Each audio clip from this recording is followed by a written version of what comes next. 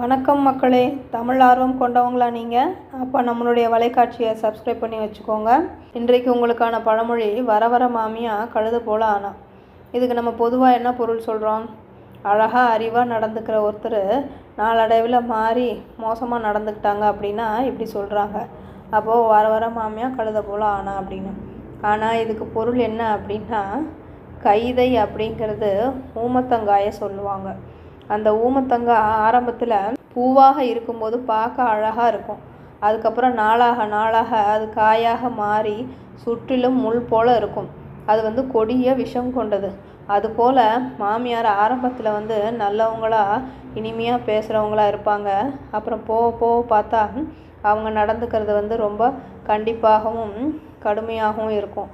அதுதான் கைதை போல் ஆயிட்டா அப்படின்னு சொல்கிறாங்க. ஆரம்பத்தில் நல்லா அழகாக இனிமையாக இருந்தவங்க நாள் போக போக நஞ்சாக கசப்பாக குத்த ஆரம்பிச்சிட்டாங்க அப்படின்றத குறிக்கும் விதமாக தான் இந்த பழமொழி சொல்லப்பட்டிருக்கு.